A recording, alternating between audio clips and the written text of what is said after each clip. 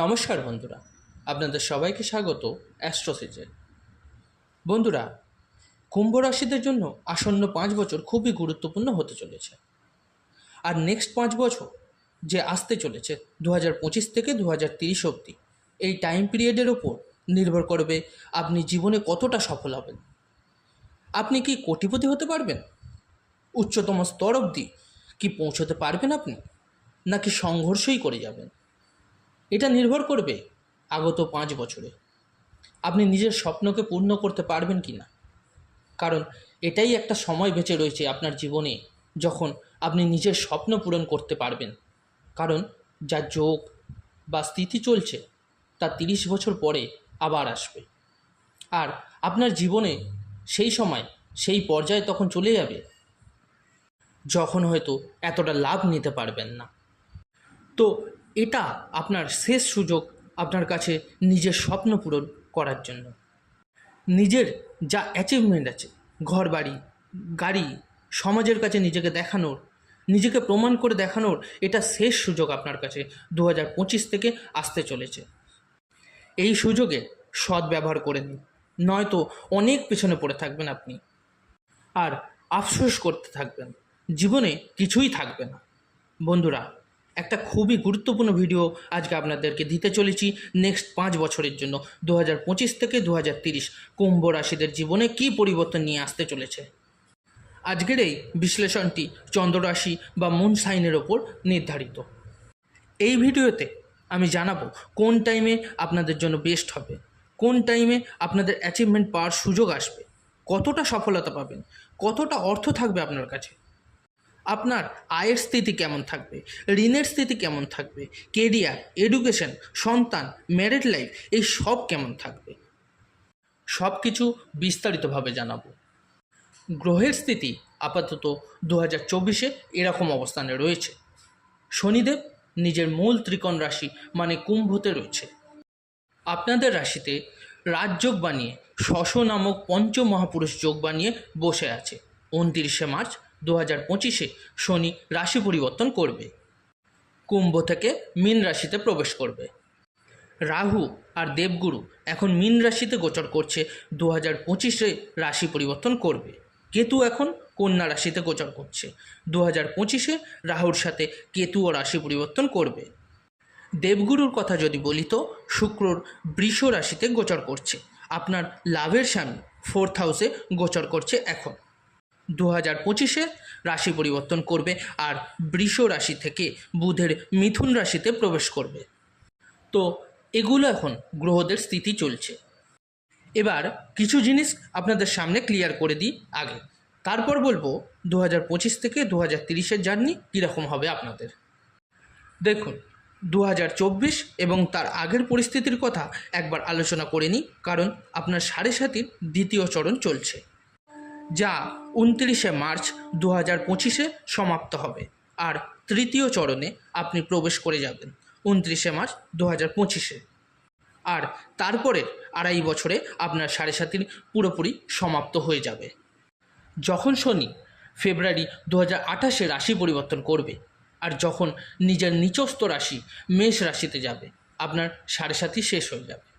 তো আপনি বুঝেই গেছেন ফেব্রুয়ারি 2028-এ শনির রাশি পরিবর্তন হবে, নিচস্থ রাশিতে যাবে, যেখানে শনি খুবই দুর্বল হবে। মেষ রাশিতে শনির নিচস্থ রাশি। তো যেটুকু সময় আপনার বেঁচে আছে 2024-এর আর মার্চ 2025 অবধি, মার্চ 2025-এর পর নেক্সট 2.5 বছর, মানে মেনে চলুন 3 বছর আছে আপনার কাছে প্রায়। এই 3 বছর আপনাকে অত্যন্ত ভালো সফলতা দেবে, যদিও মেষ রাশিতে যাবে শনি, যা সবার জন্য নেগেটিভ ফল দেবে না, তারও চর্চা করব। এখন শনির সাড়ে সাতির দ্বিতীয় চরণ পর্যন্ত শনি যাদের জন্মছকে শনির স্থিতি ভালো আছে, যারা কোনো ভালো গ্রহের সাপোর্ট পাচ্ছেন, তারা অনেক লাভ পাচ্ছেন। এখন তারা অনেক উচ্চতাও লাভ করছেন, কারণ শনির রাজযোগ চলছে। এরকম রাজযোগ আপনার জীবনে নেক্সট 30 বছরের পর আবার আসবে। আবার অনেক লোক খুব সমস্যায় জর্জরিত। এরা সেই সকল মানুষ যাদের জন্মছকে শনি স্থিতি ভালো অবস্থায় ছিল না। এক তো সাড়ে সাতি চলছে, প্লাস কোনো ভালো গ্রহের দশাও এই টাইমে আপনার জন্য চলেনি। একটা নেগেটিভ গ্রহের দশা 7.5-এর সঙ্গে মিলে গেছিল। শনি আপনার নিচস্থ ছিল বা শনি চন্দ্রের যোগ চলছিল। সেই সমস্ত ব্যক্তিরা প্রচণ্ড সাফার করেছেন। কি ঘটেছিল আপনাদের সাথে? কেরিয়ারে খুবই প্রবলেম গেছে, কোনো কারণ ছাড়াই কেরিয়ারে ঝামেলা, জবে কোনো কারণ ছাড়াই চলে যাওয়া, বদনাম লেগে যাওয়া, ব্যবসা বাণিজ্য পুরোপুরি বন্ধ হয়ে যাওয়া, আয়ের উৎস বন্ধ হয়ে যাওয়া, আয়ের থেকে ব্যয় বেশি হয়ে যাওয়া, যা কিছুই করছিলেন তার রেজাল্ট আপনি পেতে পারছিলেন না, বুঝতে পারছিলেন না কি করবেন, আয় কি করে বাড়াবেন। পারিবারিক রেসপন্সিবিলিটি খুব বেশি বেড়ে গেছিল, বদনাম পেতে শুরু করে দিয়েছিলেন কোনো কারণ ছাড়াই, মান সম্মানের ওপর কথা এসে দাঁড়িয়ে গেছিল, নিজের লোকেরাই সঙ্গ দেয়নি এই খারাপ সময়। আপনি খুবই নরম মনের মানুষ, আর খারাপ টাইমে সবার হেল্প করেছিলেন, কিন্তু আপনার খারাপ টাইমে তারা সঙ্গ দেয়নি, সে যতই আপন হোক না কেন। এর সাথে সাথে স্বাস্থ্য সমস্যা আপনার লেগেই ছিল, একটা শরীর খারাপ শেষ হচ্ছিল তো আর একটা শুরু হয়ে যাচ্ছিল। স্বাভাবিক ব্যাপার এটা, কারণ 12th হাউসে শনির রাশি, তো এটা তো হওয়ারই ছিল। আর শনি বক্রী এখন, তাই এর প্রভাব আরও বেড়ে আছে। এর সাথে আপনার সাথে ঋণের বোঝা জড়িয়ে গেছে। ম্যাক্সিমাম লোকের এমন অবস্থা, ঋণ নিচ্ছে কিন্তু শোধ করতে পারছে না, ঋণ শোধের জন্য নতুন করে ঋণ নিচ্ছেন, কিছু লোক নিজের প্রপার্টিও সেল করে দিচ্ছেন। 2022 থেকে আরও বেশি খারাপ স্থিতি তৈরি হয়েছে। আপনি অনেক চেষ্টা করছেন কিন্তু কোনো কাজই সঠিক হচ্ছে না। এটা কিন্তু সবার সাথে হয়, তাদের জন্যই এটা যাদের জন্মছকে শনির পজিশন খুবই খারাপ, কারণ শনি তো গোচরে রাজযোগের কারক হয়ে বসে আছে। এবার অনেক মানুষেরই মনে হবে এটা যে কুম্ভ রাশিদের কিছু হতে পারে না, কুম্ভ রাশি কখনোই সফলতা পেতে পারে না। আপনি নিশ্চিন্ত হয়ে এটা চেক করে নিন শনির পজিশন আপনার জন্মছকে ভালো নেই, আর যদি ভালো থাকে তাহলে এটা শিওর যে কোনো খারাপ দশা চলছিল আপনার, যার জন্য ভালো ফলটা পেতে পারছেন না। আর যদি এরকম স্থিতি থাকে তাহলে এরপরও আপনাকে সাফার করতেই হবে। শনি আপনার রাশিতে বসে 3rd, 7th আর 10th হাউসকে দৃষ্টি দিচ্ছে। শশ মহাপুরুষ রাজযোগ বানিয়ে বসে আছে, তো শনি যদি জন্মছকে খারাপ হয় তাহলে সেই গ্রহটাকেও জাগিয়ে তুলল, যার জন্য আপনার ভাগ্যোদয় হতে পারে, অগণিত লাভ পেতে পারেন, আর যার দ্বারা আপনার স্বপ্ন পূরণও হতে পারে। ওই গ্রহটা স্ট্রং করে নিন, সে আপনার লগ্নেশও, পঞ্চমেশও, নবমেশও বা দশমেশও হতে পারে। কুম্ভ রাশিতে পয়সা আসে কিন্তু সেরকম চলেও যায়, কেরিয়ারে এক জায়গায় টিকে থাকতে পারে না।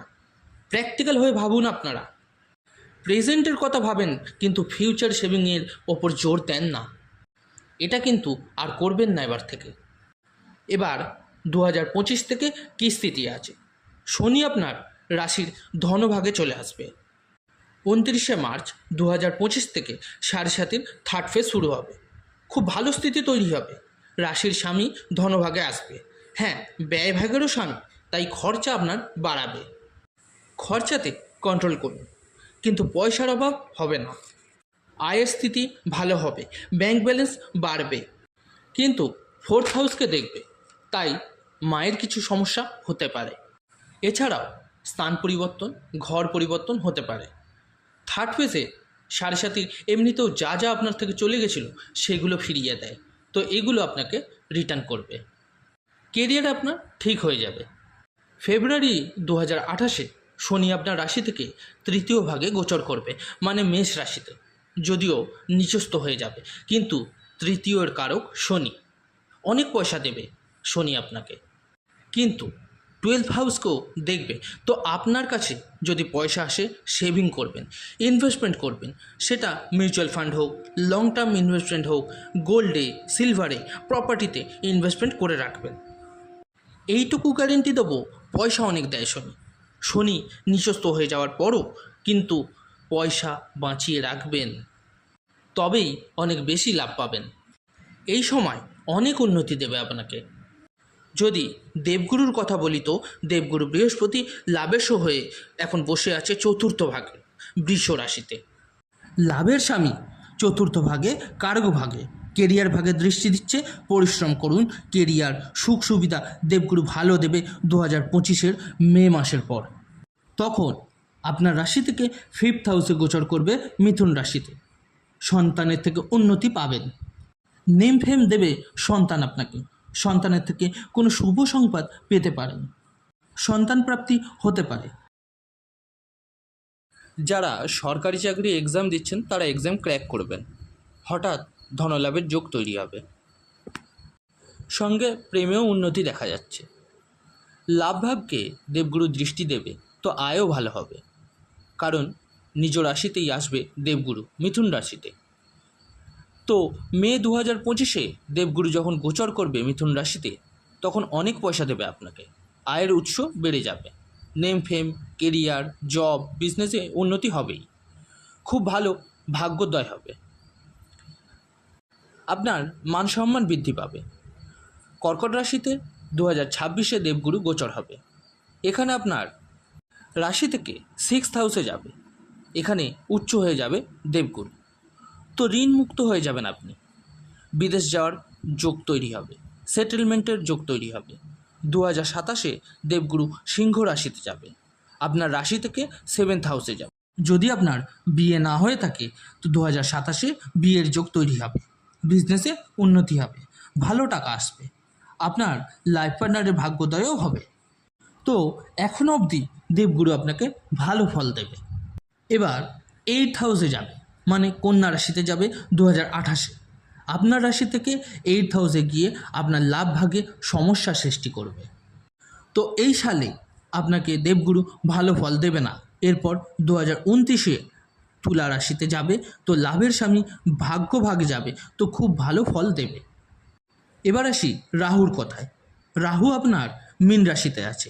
রাহু মে 2025 রাশি পরিবর্তন করবে এবং আপনার রাশিতে 1st হাউসে যাবে। 1st হাউসে একটু অ্যাগ্রেসিভ নেচার বানিয়ে দেয়, তাড়াহুড়ো করাবে আপনাকে, কল্পনার সৃষ্টি করাবে। যে কোনো প্রকার ভুলভাল অ্যাক্টিভিটিস থেকে দূরে থাকুন। 9th হাউসকেও দেখবে, তো ধর্মের ওপর আস্থা রাখুন, বাবার সম্মান করবেন, ভুলভাল ডিসিশন নেওয়া থেকে বাঁচবেন, তাড়াহুড়ো করা থেকে বিরত থাকবেন। রাহু পয়সা আপনাকে দেবে, কোনো সমস্যা নেই। নেশা জাতীয় দ্রব্য থেকে দূরে থাকুন, খুব বেশি লোভ করবেন না। যারা সরকারি জবের জন্য প্রিপারেশান নিচ্ছেন তাদের মনোযোগের অভাব দেখা যাবে, প্রেম সম্পর্কে সমস্যা আসবে, বিবাহিত জীবনের দিকে একটু খেয়াল রাখবেন। বাকি পয়সার দিক দিয়ে রাহু ঠিকঠাক ফল দেবে। রাহু ধনু রাশিতে যাবে জুন 2028, নিজের নিচস্থ রাশিতে প্রবেশ করবে, যে আপনার 11th হাউসই হয় রাশির। বড় ভাই বোন এবং বন্ধুদের সঙ্গে সম্পর্ক ভালো রাখবেন, আর বিবাহিত জীবনে একটু নজর রাখবেন। যদি এই সমস্ত জিনিসগুলোকে ম্যানেজ করে নিতে পারেন তো 11th হাউসের রাহু সব থেকে ভালো হয় 3, 6, 10, 11 থেকে। এর মধ্যে 11th রাহু রাজযোগ কারক হয়তো অনেক পয়সা দেয়, যদিও নিচস্থ হয়, তবুও রাহুর গোচর 2028 যখন হবে ধনুরাশিতে, তখন পয়সার জন্য সর্বোত্তম পরিণাম দেবে। তো এই স্থিতি আছে গ্রহতে, যেরকম রাহু ট্রানজিট হবে সেরকম কেতুরও ট্রানজিট হবে। যেরকম এখন কেতুর কথা বলি, তো কেতু আপনার 8th হাউসে ট্রানজিট করছে, স্পিরিচুয়াল গ্রোথের টাইম এটা। এরপর যখন রাহু কুম্ভ রাশিতে যাবে তখন কেতু সিংহ রাশিতে যাবে, তো বিবাহিত জীবনে বোঝাপড়া রাখবেন। এরপর মকর রাশিতে যাবে, তখন কেতু আপনার 6th হাউসে আসবে। এই ঘরে কেতু আপনাকে ভালো ফল দেবে কেরিয়ারে। তো এরকমভাবে আপনার সব যোগ তৈরি হবে। আর সবথেকে মেন, আপনার জন্মছকে শনির পজিশান খুব ভালো থাকলে ভবিষ্যতেও আর 7.5 তৃতীয় চরণে আপনার জন্য বরের দানের থেকে কোনো কম কিছু হবে না। এসব তখনই ভালো হবে যখন আপনার জন্মছক ভালো হবে। জন্মছকে শনির পজিশন ভালো আর ভালো গ্রহের সাপোর্ট যদি থাকে, তো 2025 29 মার্চের পর 2.5 বছর কিছু মানুষকে কোটিপতি বানিয়ে দেবে। তো এটা নির্ণয়কারী সময়, এর লাভ নিয়ে নিন। এরকম সময় আপনার জীবনে 30 বছর পর আবার আসবে। কিছু যদি সমস্যা থাকে আপনার জন্মছকে, সঠিক আর বাস্তববাদী কিছু রেমেডিস করিয়ে নিন। মীন রাশিতে শনি যখন যাবে আপনার হারিয়ে যাওয়া সম্মান ফেরত আসবে। আশা করব এই ভিডিও থেকে আপনারা কিছু ভালো এবং উপকারী ফল পেয়েছেন। যদি ভালো লেগে থাকে অবশ্যই লাইক, কমেন্ট এবং শেয়ার করতে ভুলবেন না। আর যে সকল বন্ধুরা নতুন শুনছেন অবশ্যই চ্যানেলটিকে সাবস্ক্রাইব করে নেবেন। ধন্যবাদ।